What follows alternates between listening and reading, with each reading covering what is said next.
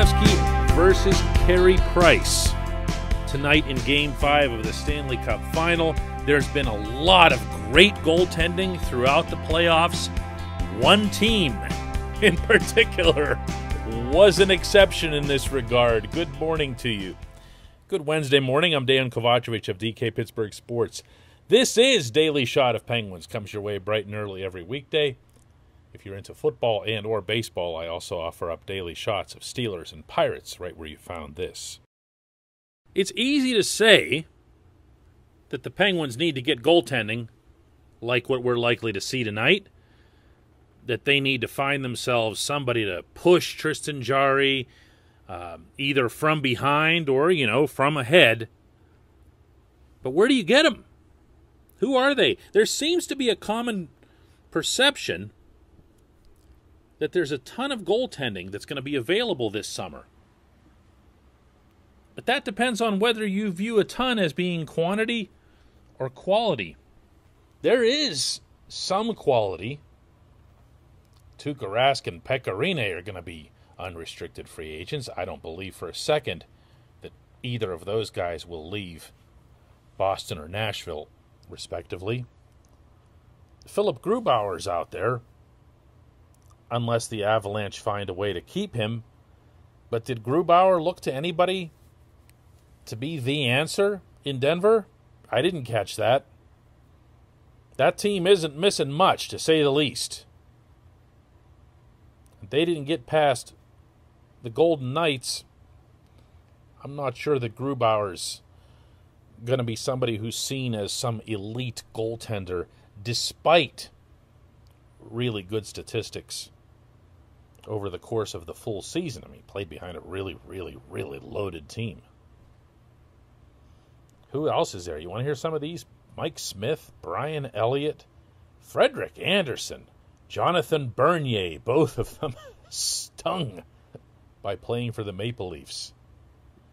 Devin Dubnyk, James Reimer, while we're on that subject. Linus Ullmark is interesting, but he was in Buffalo. Do you really want someone with that kind of scars to his name? Yaroslav Halak is out there, but he's 36 years old. You get the idea here. This is the UFA pile. If you start going around and looking at older players who might be available without having to give up something in a trade, other than, let's say, the absorption of some cap hit. Jonathan Quick's a guy that I've been looking at for a while. He's 35 years old. His cap hit is $5.8 million, but a lot like the deal that the Penguins did with the Kings for Jeff Carter, you can get them to assume a big chunk of that. Problem with Quick is that he's had 3 years of either right at 900 for save percentage or lower. He hasn't been very good. It's been a while since anyone's seen the Quick who was winning Stanley Cups. I've got one guy that I'm circling above all others, and that's Petr Mrazek. If you haven't heard his name in a while, there's a reason for that. He was hurt back in February with the Hurricanes. Really bad thumb injury that knocked him out for the year. Good hockey player. Only 29 years old. .923 save percentage before going down. Been a pretty consistent guy, and he's been busy, too, throughout his career. Obviously, when you play for Detroit, you're going to be seeing a lot of pucks. He has, and unlike what I'd mentioned earlier about the Maple Leafs ruining a goaltender or Buffalo ruining a goaltender, Mrazek looks like he emerged from it stronger for the experience based on the way he bounced back in Raleigh. This is a good player. Antti Ranta is out there too. He's older. He's 32. Mrazek is the one that I think that I would circle. If I'm looking for free agents, he's the one that I would circle. And then be fully aware that other GMs will be doing exactly the same thing. This portion of Daily Shot of Penguins is brought to you by Fubo TV. Monthly cost of cable is over $200. Fubo TV is $65 a month to watch all the same channels, including AT&T Sportsnet Pittsburgh. For listening to this podcast, you get a deal, a 7-day free trial, and 15% off your first month. Go to FuboTV.com/DK. No contract, no catch, cancel anytime.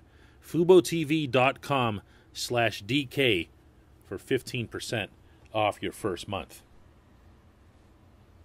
There aren't a lot of answers, because the fact is Mrazek's going to get offers. Once he can show that the thumb is healthy and everything else,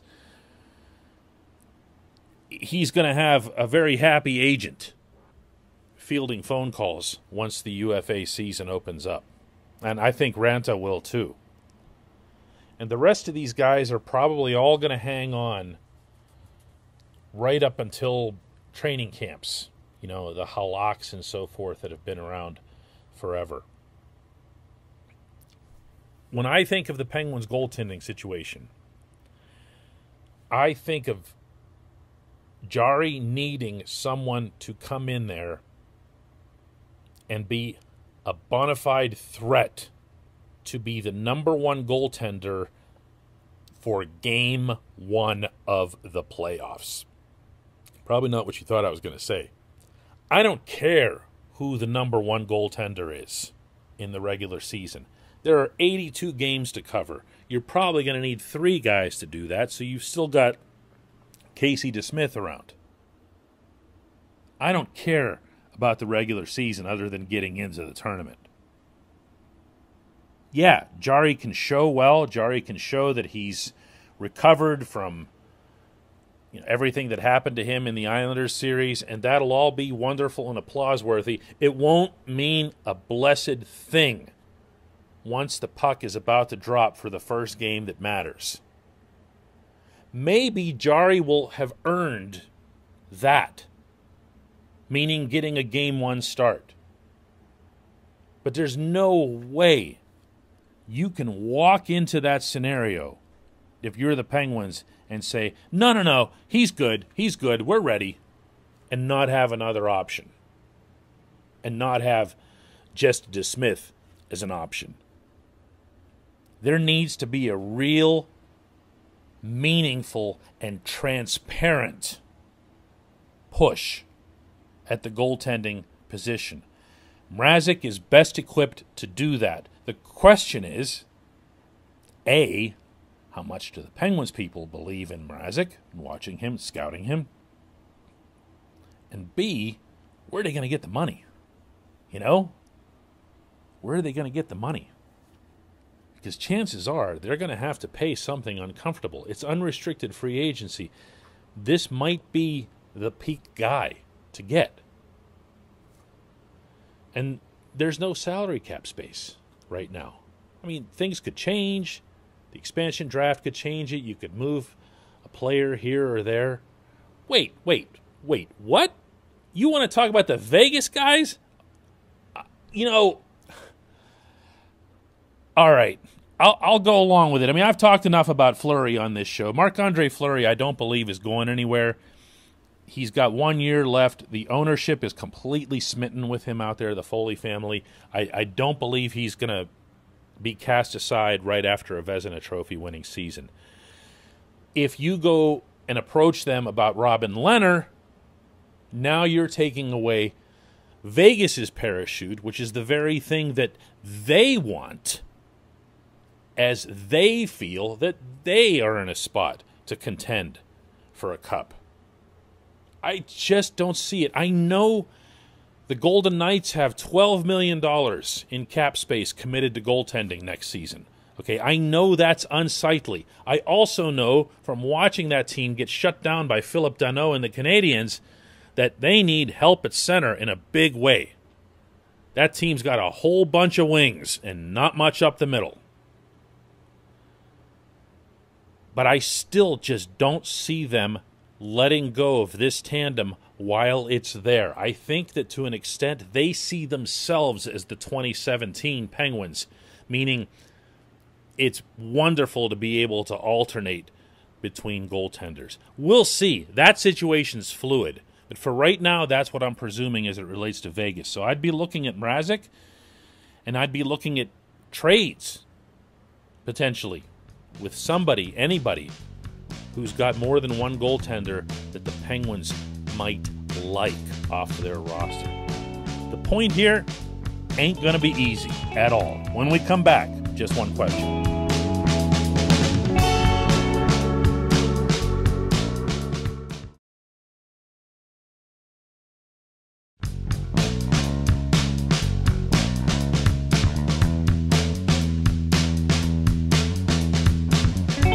Welcome back. It's time for Just One Question.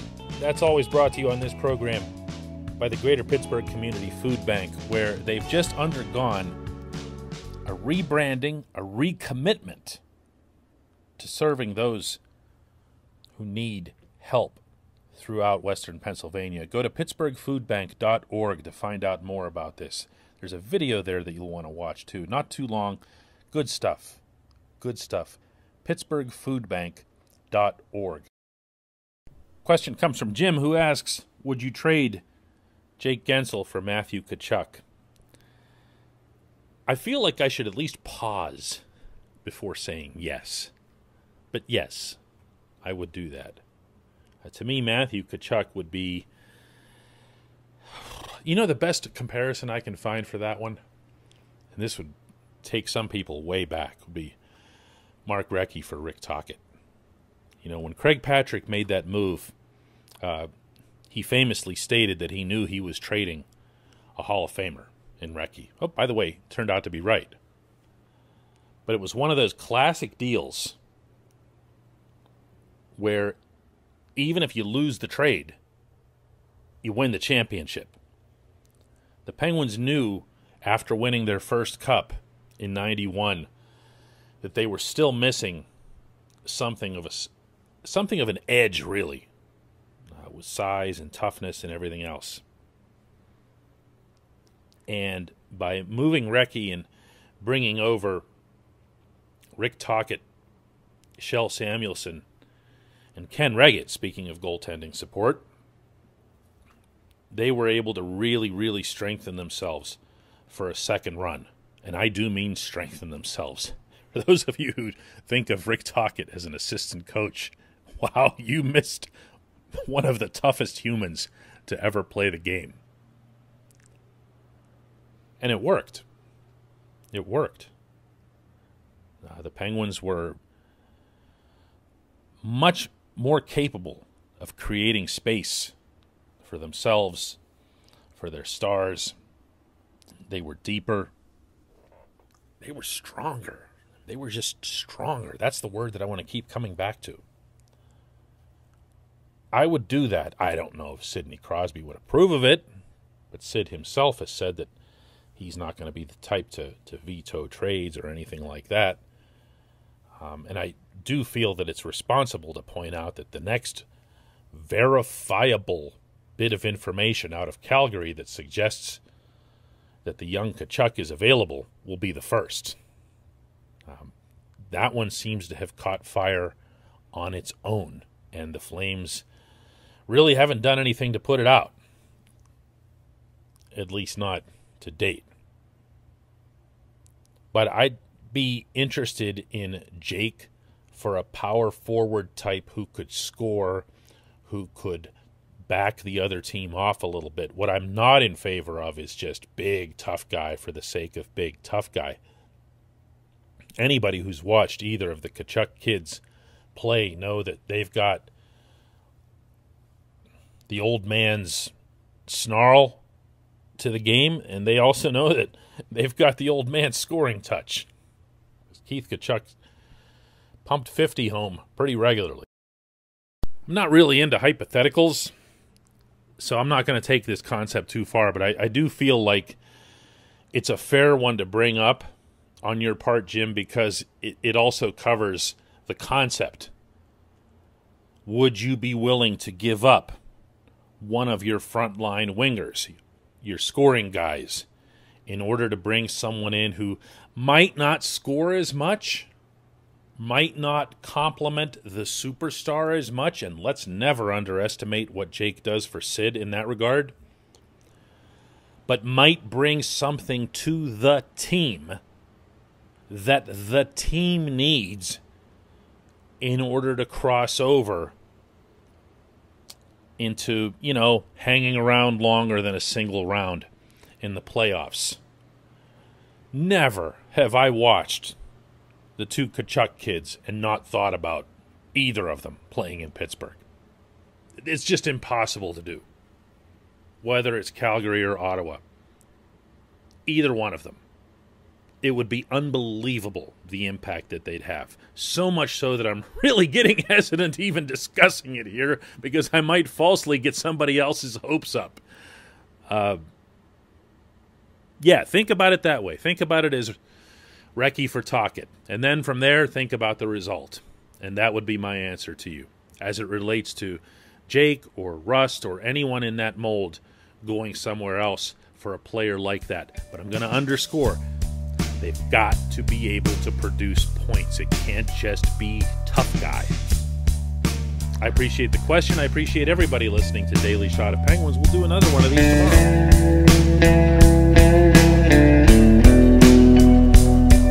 Hey everybody, thanks for listening. Please subscribe to our DK Pittsburgh Sports channel and don't forget to hit the bell to get notified every time we post a new video or podcast.